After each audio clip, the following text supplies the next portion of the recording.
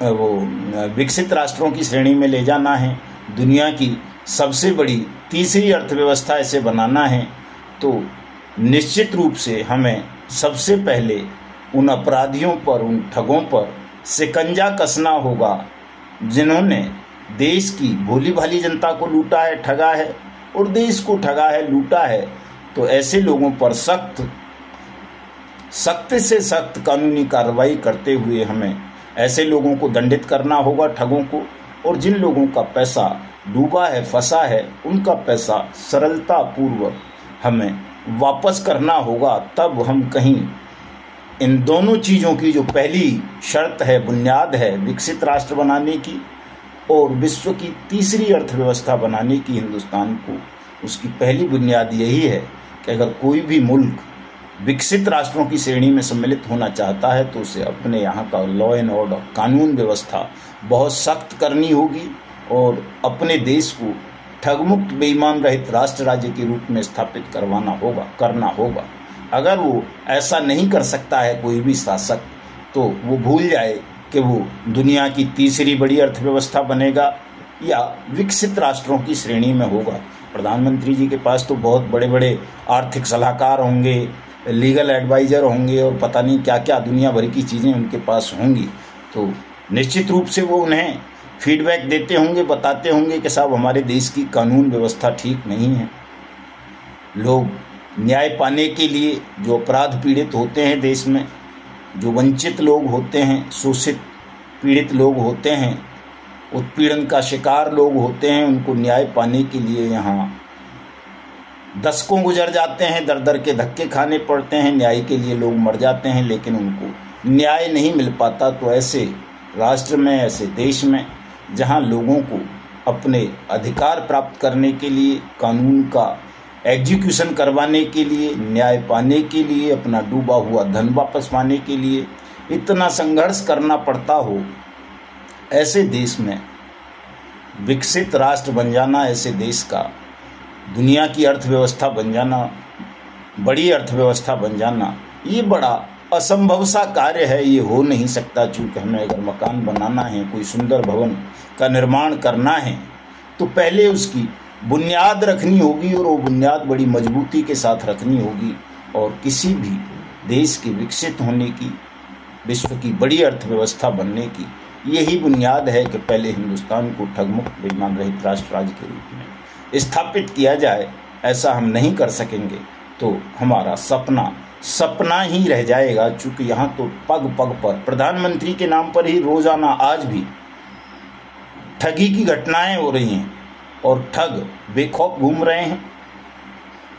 कई ठग तो जो है मंत्रिमंडलों तक में विराजमान हैं। हालांकि कई ठगों को, बड़े बड़े ठगों को प्रधानमंत्री जी ने जेलों में ठूंसवाया है, वो काबिले तारीफ है। हिंदुस्तान के करोड़ों नागरिकों के भुगतान के लिए उन्होंने बट्स एक्ट जैसा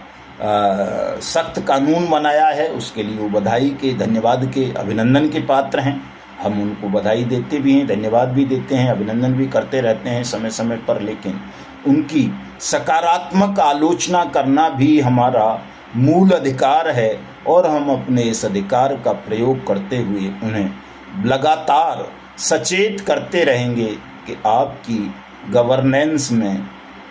यहाँ खामियां हैं। अगर इनको ठीक कर लिया जाए तो निश्चित रूप से आप हिंदुस्तान को विश्व की तीसरी बड़ी अर्थव्यवस्था बना सकते हैं और इसे विकसित राष्ट्रों की श्रेणी में भी सम्मिलित करवा सकते हैं।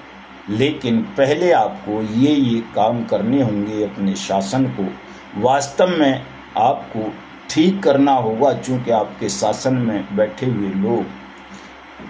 इतने काबिल नहीं हैं या इतने ईमानदार नहीं हैं कि वो आपकी गारंटियों पर ठीक से काम कर सके। चूँकि हम देख पा रहे हैं कि राजस्थान भाजपा शासित है, इंदी पट्टी की बात कर लेता हूँ मैं, उत्तर प्रदेश भाजपा शासित है, हरियाणा भाजपा शासित है, मध्य प्रदेश भाजपा शासित है, छत्तीसगढ़ भाजपा शासित है, बिहार भाजपा के सहयोगी दलों के साथ उन्हीं का शासन है, झारखंड में उन्हीं का शासन है। यानी कि लगभग देश के 17 बड़े राज्यों में भारतीय जनता पार्टी की सरकारें हैं और जो भाजपा शासित राज्य हैं उनमें भी ठीक से अनियमित जमा योजनाएं पाबंदी कानून 2019 की अनुपालना नहीं की जा रही, जिस वजह से देश के करोड़ों लोग दर दर के धक्के खा रहे हैं, उनको न्याय नहीं मिल पा रहा। खास तौर से ऐसे लोग जिनको कानून का ज्ञान नहीं है, जो व्यक्तिगत रूप से अपनी लड़ाई अदालत के अंदर नहीं लड़ सकते, या जिनका हौसला इतना भी नहीं है कि वो निर्भीकता पूर्वक थानों में चले जाएं, अपनी शिकायत तक दर्ज करवा लें। चूँकि ठगी के मामलों में शिकायतें भी आसानी से दर्ज नहीं होती, पुलिस जल्दी से ठगी के मुकदमे दर्ज नहीं करती, और करती भी है तो उनमें भुगतान की गारंटी के कानून बॉट्स एक्ट की धाराएं नहीं जुड़ती, जिस वजह से ठगी पीड़ितों का भुगतान नहीं हो पा रहा। यदि हमारी सेंट्रल गवर्नमेंट इतनी सी व्यवस्था कर दे कि लोग निर्भीकता पूर्वक, सरलता पूर्वक अपना मुकदमा दर्ज करवा लें बॉट्स एक्ट की धाराओं के अंतर्गत ठगी के प्रकरणों को लेकर, तो निश्चित रूप से उनको सबको उनका भुगतान मिल जाएगा। लेकिन हमारी सरकार ये छोटा सा काम भी पिछले 5 सालों में करवा नहीं सकी है। उम्मीद करता हूँ कि आने वाला जो